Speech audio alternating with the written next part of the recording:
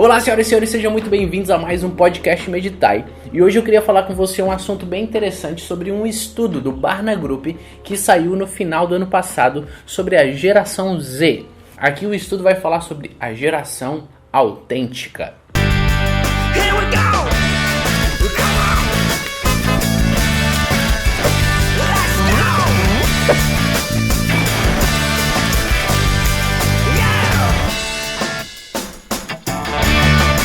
Se você não conhece, o Barna Group é um instituto americano que faz pesquisas, principalmente no meio cristão. E ele é muito interessante, ele já tinha lançado ali em 2019, 2020, um estudo sobre os milênios, sobre a geração ali dos 25 anos até 30 e poucos. E era um estudo muito interessante, só que esse estudo novo, ele é diferente, porque nesse estudo novo também teve pessoas entrevistadas no Brasil. O estudo é bem completo, bem amplo, ele foi feito no mundo inteiro em 26 países, inclusive o Brasil, onde mais de 25 mil jovens foram entrevistados. A gente está falando da geração Z, pegando a faixa etária de jovens de 13 a 17 anos. Ou seja, a gente está falando dos adolescentes. E no Brasil a gente teve uma amostra de 1.014 jovens entrevistados. Eu não sei toda a metodologia que foi feita aqui, né? Se você entrar no site do Barna Group você pode olhar e estudar. Então eu não sei o quanto que foi espalhado pelo Brasil esses 1.000 jovens, né? Eles explicam lá a metodologia usada, mas de qualquer forma já é uma amostra muito interessante sobre o que esses jovens adolescentes, né? Que essa futura geração que está aí na porta, eles pensam e como é que eles estão se sentindo, né? O início do estudo, ele fala exatamente sobre isso. Ele vai falar como é que tá o sentimento desses adolescentes, como é que tá o feeling, né? Como é que tá a vibe deles, assim, como é que eles se sentem. E é interessante porque existe uma questão meio neutra dos pensamentos deles. Eles estão um pouco empolgados pelo futuro, mas eles também não se sentem tão pressionados assim. Então olha só, aqui na pergunta como é que é o clima emocional dos adolescentes na América Latina, e aí a gente tem vários países, aí inclusive o Brasil, a gente vai ter perguntas como: profundamente cuidado por aqueles que estão ao meu redor. No Brasil, 49% dos jovens responderam que eles se sentem profundamente cuidado por aqueles que estão ao seu redor, que é um número interessante, aí mais ou menos metade dos jovens. Ao mesmo tempo nós temos metade, né, 51%, um pouco mais da metade, que não se sente profundamente cuidado pelos aqueles que estão ao seu redor. 43% acredita que alguém acredita neles. Só 35% está seguro a respeito de quem eu sou. Então, 35% a gente já vê que é um número que começa a ficar mais baixo sobre o que a gente considera de extrema importância nesses últimos tempos, que é a identidade. Só 35% se considera seguro sobre quem realmente é. Apenas 31% está otimista quanto ao futuro. Ao mesmo tempo, existe uma baixa pressão, né? Por exemplo, só 15% vê uma necessidade de ser perfeito.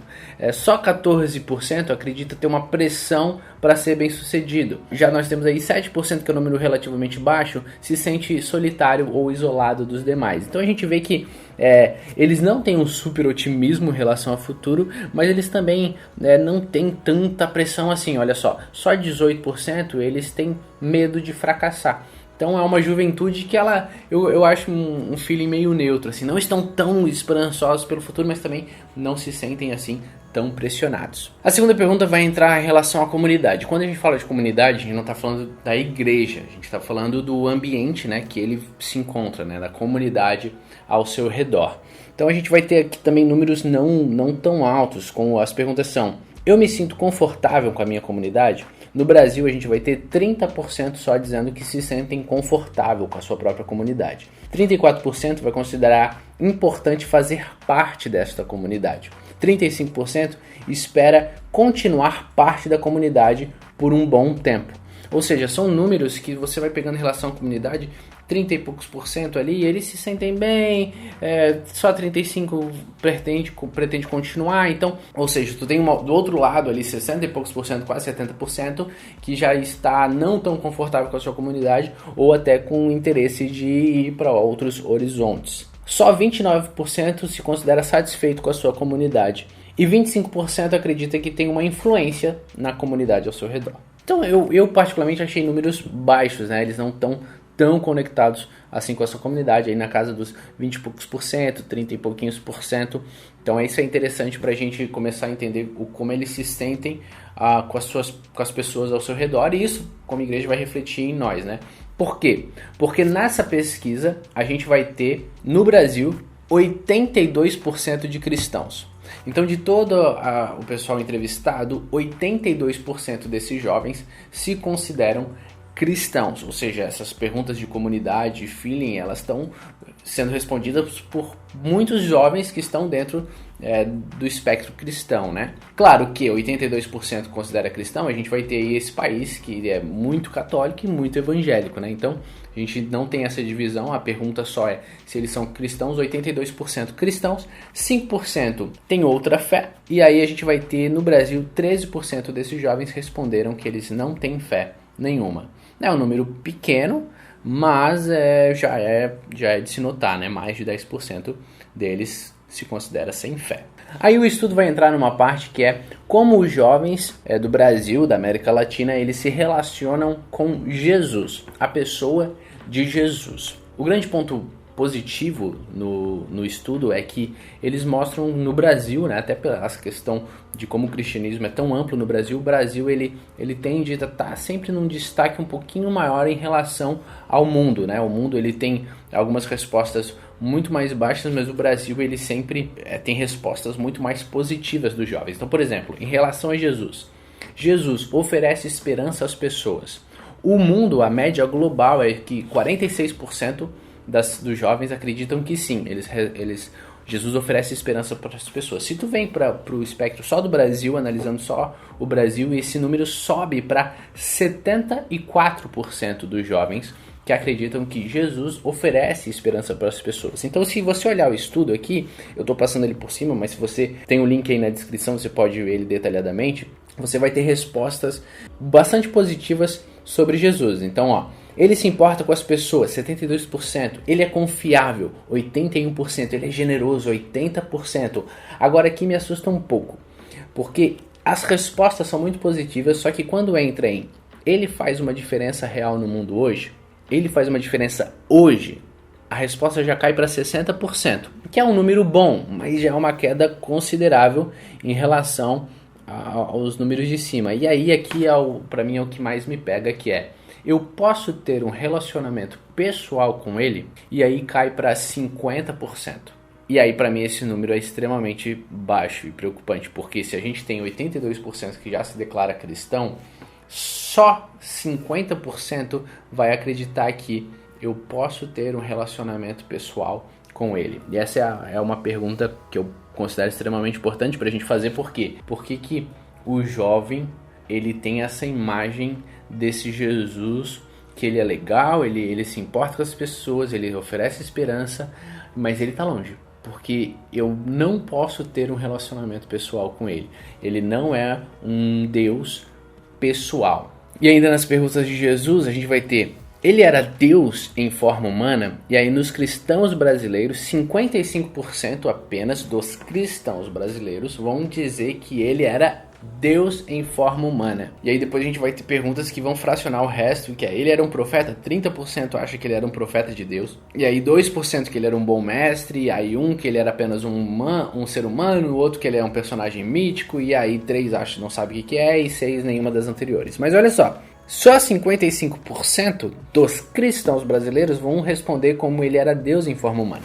Ou seja, a gente tem jovens que eles têm um pensamento positivo em relação a Jesus, mas uma compreensão de quem Jesus é bastante complicada, porque eles vão crer que só 55% dos cristãos acham que ele era Deus em forma humana, e aí apenas 50% desses jovens vão acreditar que Jesus pode ter um relacionamento com a gente hoje, pessoal. Tem uma frase de Tozer, do A.W. Tozer, que ela diz que o pensamento que você tem a respeito de Deus, a compreensão que você tem a respeito de Deus, é a coisa mais importante da sua vida. Isso é básico, porque isso vai influenciar em toda a sua religião, em toda a sua compreensão teológica. O que é Deus? Como é que ele é? Como é que é esse Deus? Então, não adianta você achar que ele é um Deus legal, mas ele não é pessoal. Não adianta a gente achar que esse Deus ele é generoso, como 80% acredita, mas ele não era Deus em forma humana, mas ele não se relaciona comigo hoje, mas ele não tem impacto aqui e agora. Então, essa compreensão do que é o divino, do que é... E aí a gente está falando especificamente da pessoa de Jesus, a gente vê que tem uma pequena falha de compreensão aí de forma geral, né? Que a pesquisa está mostrando para nós, o que é muito legal porque a gente tem um número grande de amostra. Agora olha só que interessante, depois o estudo faz uma pergunta sobre como está o desejo de aprendizado desses jovens, né? O quanto que eles têm interesse de aprender mais sobre Jesus. E aí é uma da parte do estudo que me deixou muito empolgado e motivado, que é, no Brasil, vamos pegar a amostragem do Brasil, 73% ela está muito motivada em aprender mais sobre Jesus Cristo. E aí a gente vai ter 17% que está pelo menos um pouco motivado a aprender mais sobre Jesus. E a gente vai ter 3% que está um pouco desmotivado, 3% que vai estar nem um pouco motivado. Mas olha só que interessante a conta. Se tu pegar quem está muito motivado e quem está um pouco motivado, a gente vai ter ali 73% e 17%, vai dar 90% dos jovens. Agora lembra, 82% só dos jovens se declaram cristãos. Ou seja, nós temos uma porcentagem maior do que quem se declara cristão, que está pelo menos um pouco motivado a aprender mais sobre Jesus. Então, além dos cristãos, a gente vai ter ali pessoas de outras religiões ou sem religião nenhuma que têm um mínimo de motivação para aprender mais sobre Jesus. Então, olha só, nós temos esses jovens que, num primeiro parecer, têm uma boa visão sobre Jesus, mas alguns pontos meio deturpados sobre essa pessoalidade da pessoa de Jesus, mas que ao mesmo tempo 90% deles está, no mínimo, um pouco motivado a aprender mais sobre Jesus. Existe um desejo sobre aprender. Então, o estudo vai mostrando jovens curiosos, querendo aprender mais sobre. A próxima parte do estudo pergunta como os adolescentes na América Latina eles veem a Bíblia, né? E aí a gente vai pegar a amostragem aqui do Brasil. Então, qual é a relação deles com a Bíblia? Ler uma versão da Bíblia impressa. 66% diz que leu a uma versão da Bíblia impressa. Ou seja, apesar de toda a tecnologia, a gente tem aí 66% que ainda tem um contato da Bíblia através do livro, através da parte impressa. 51% usa a internet para ler conteúdo da Bíblia. Então, 51% já também admite que usa meios digitais, a internet, para ler. 33% usam um aplicativo da Bíblia no seu celular para ler. 32% ouviu a Bíblia ser lida em um culto ou missa na igreja. 32% escutou uma versão de áudio da Bíblia e olha só que interessante, 27% participou de um pequeno grupo ou de um estudo bíblico onde você estudou a Bíblia em grupo. Agora olha que interessante, depois a gente vai ter aqui perguntas sobre o engajamento desses adolescentes com a Bíblia.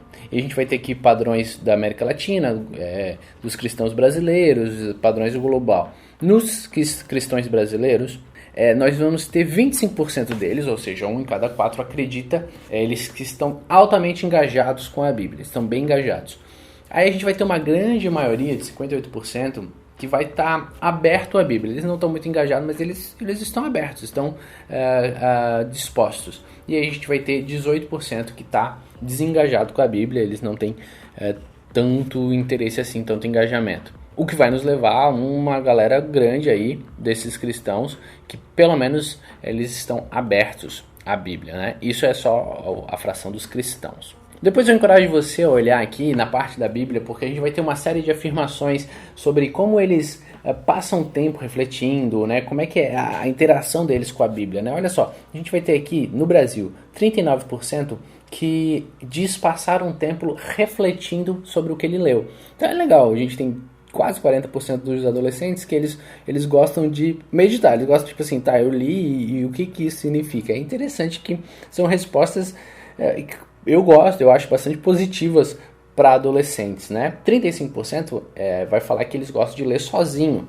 30% procura por certos versículos que confortem. Então eles estão catando ali coisas que confortem eles. 23% gosta de discutir com outra pessoa sobre o que leu. 20% tira um tempo para orar sobre o que eles leram. Então a gente tem números, são baixos, né? 20%, 23% e tal, mas que são interessantes porque a gente está falando de adolescência, então mostra que tem aí uma galerinha adolescente que está Não, eu gosto de ler, eu gosto de dar uma refletida e tal. A parte de passar um tempo refletindo me surpreendeu bastante. A gente, no Brasil tem 39% que fala que gosta dessa parte. Depois pergunta sobre quem ensina ele sobre a Bíblia. A gente vai ter aqui 45% que os pais ou os responsáveis que falaram sobre a Bíblia.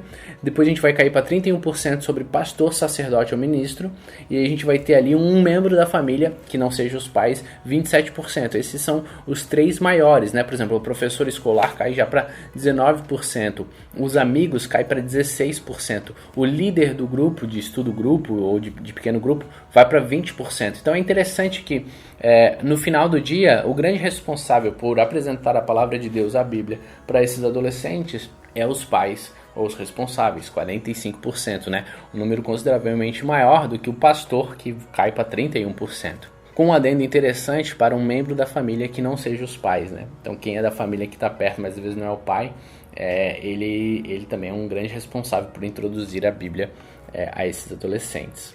Na parte final do estudo, vai falar como os adolescentes na América Latina eles podem causar impacto. Então, depois de questionar relações de comunidade, relações da sua visão com Jesus e a visão referente à Bíblia, a pergunta é como que esses adolescentes se enxergam sendo impacto nessa sociedade, como que eles podem causar impacto na sociedade de sua volta.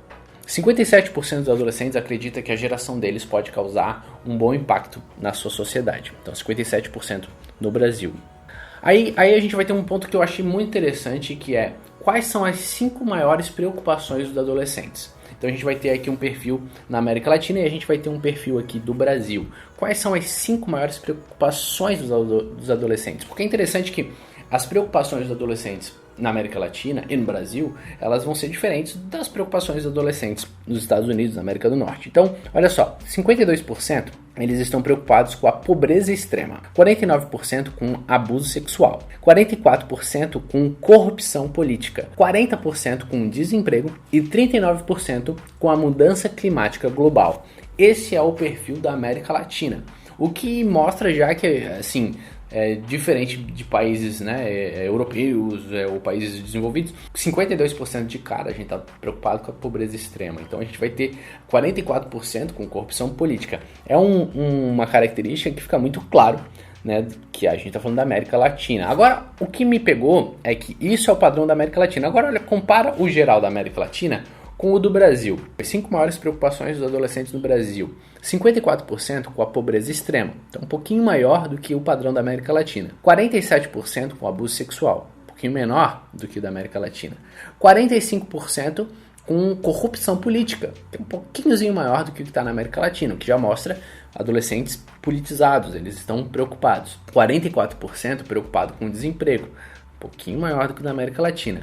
Agora, olha só que interessante. Mudança climática global nem aparece no nosso top 5. Ao invés disso, o que aparece em quinto lugar é justiça racial. O que mostra muito bem a realidade do nosso país, né? A gente é um país abundante, um país incrível, que a gente não tem tantos problemas climáticos assim, né? A gente vai ter ali algumas chuvas e tudo mais, mas é um país muito saudável, não tem terremoto, não tem super tempestade, não tem nada disso. A gente tem a Amazônia, que é linda e maravilhosa, então mudanças climáticas é algo que vai cair ali para sexto, sétimo nas nossas preocupações. Em compensação, em quinto lugar, a nossa preocupação dos jovens adolescentes do Brasil é justiça racial com 37%, o que também vai de encontro ao que o Brasil que é esse país que é uma grande mistura racial. A gente que é um país que tem diferentes culturas e é um país muito grande, então 37% está preocupado com justiça racial no Brasil.